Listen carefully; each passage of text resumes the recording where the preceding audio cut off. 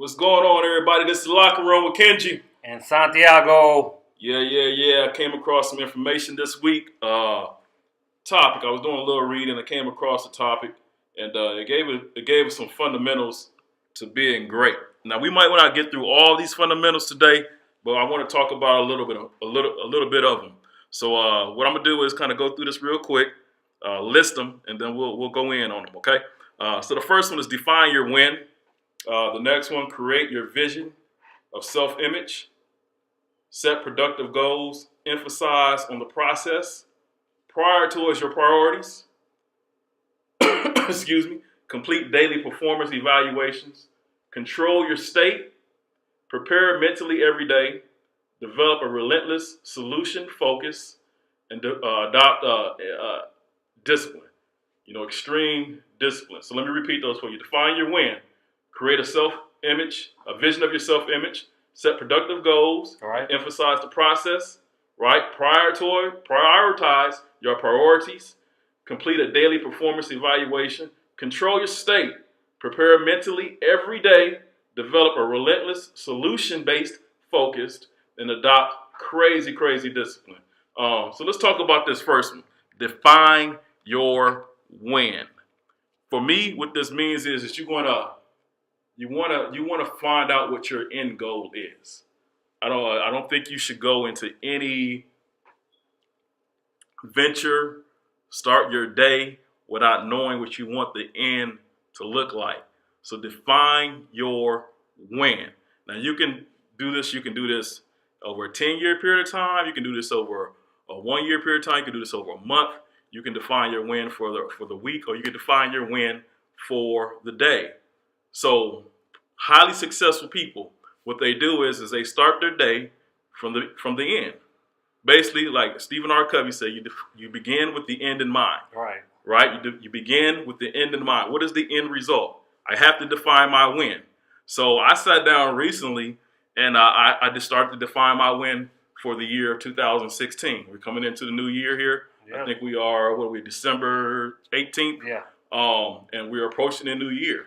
So what I'm doing right now is defining my win. I'm defining what I want 2016 to look like.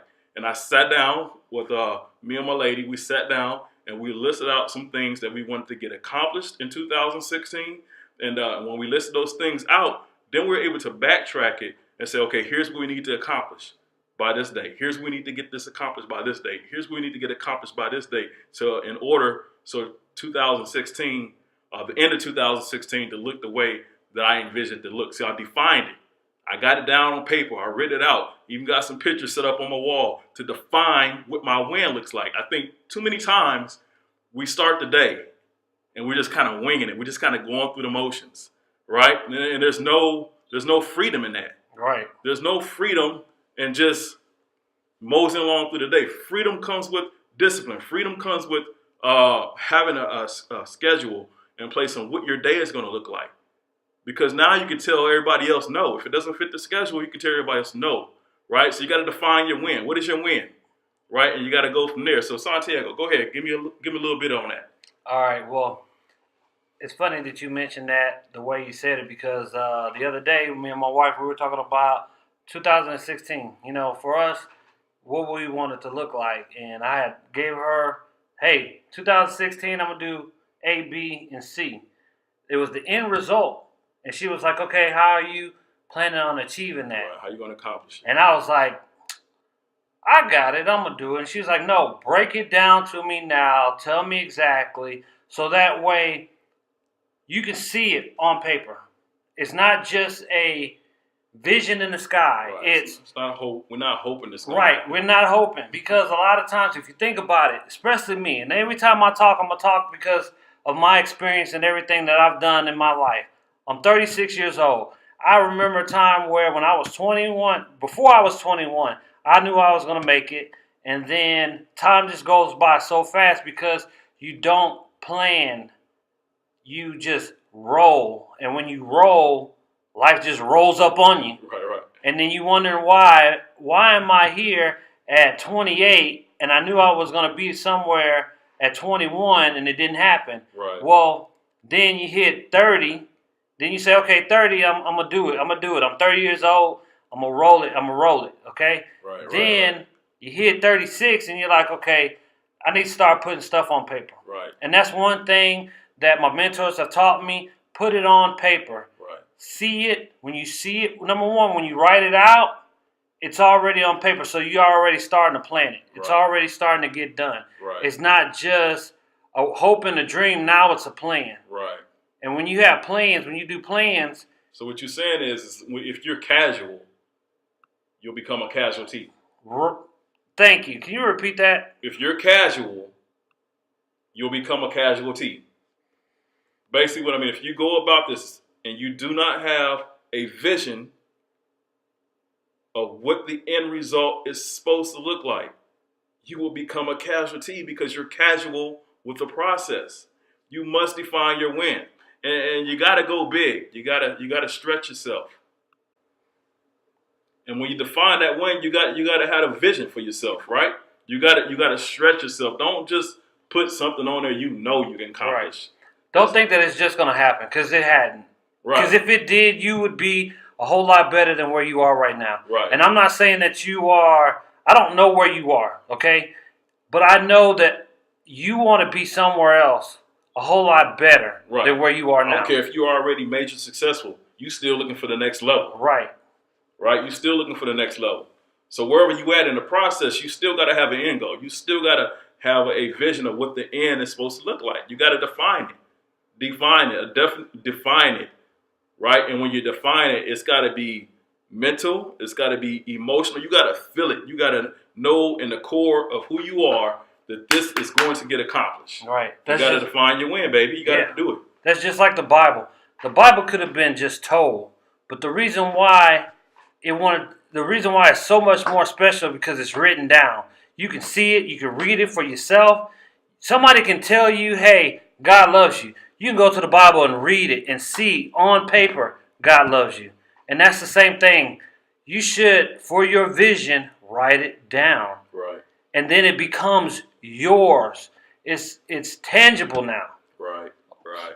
Definitely. So leading to the next point, as Q, we just started talking about vision. The next point was you have to create your vision of your self-image. Yes. Now, I tell people this all the time. You will only create results that are consistent with how you see yourself. Right.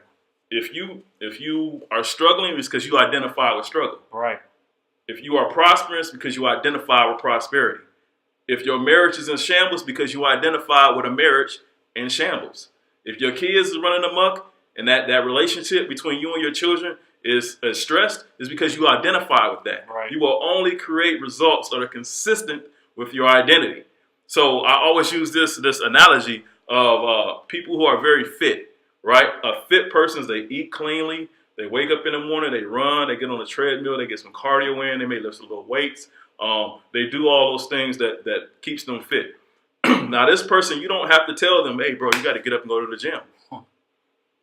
You don't have to tell that person that. Why? Because their identity, how they see themselves as a fit individual. Therefore, they have habits, rituals, and standards that keep them consistent with the image they have of themselves.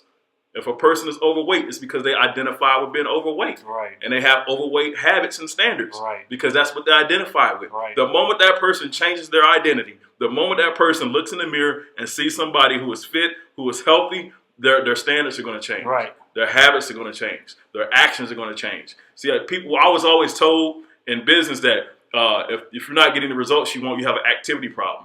And that's a lie. You have an identity problem.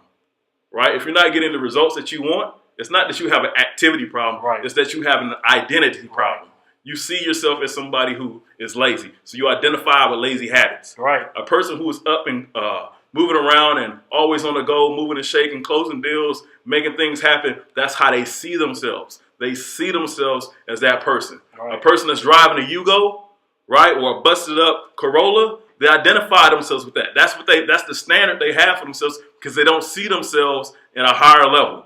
Right? That person that's driving that Benz or that Bentley or that Mercedes, they're able to drive those cars because it fits their standard. Right? That's the identity they have for themselves. So you have to create a vision of your self-image. What are you going to look like? right? You want this type of results. What does that person look like? Right. How does that person dress? Right. How did that person talk? And then you create that image for yourself. You create a new identity for yourself, and your results will change with that. Go ahead, Santiago. I'm going to take a step further. Number one, don't let anybody tell you who you are. There you go. A lot of times people will tell you, you're this, you're that, you're fat, you always make mistakes, Right. You'll never be right. Right. And then that becomes our identity. You're living out somebody else's image of you. Because that's who you think that you are. Right. So you'll always make mistakes. You'll always do something where you can be good, but it's always like, okay, here comes the hiccup because this is how my mama, my daughter, or I'm sorry, my mama, my dad, my sisters, my brothers, my cousins, everybody that was older raised me, told me. You know, when I was younger, people used to tell me, oh, he's dyslexic, he's this, he's that. So I fell into that. That was my identity. Right. You told me, so that's what I did. Right. And I didn't try. Please, ladies and gentlemen, do not let people define who you are. Right. You define who you are. You say, no, I am this, I am that, I am a winner, and I'm going to be a winner. And you got to constantly tell yourself that. Talk to yourself.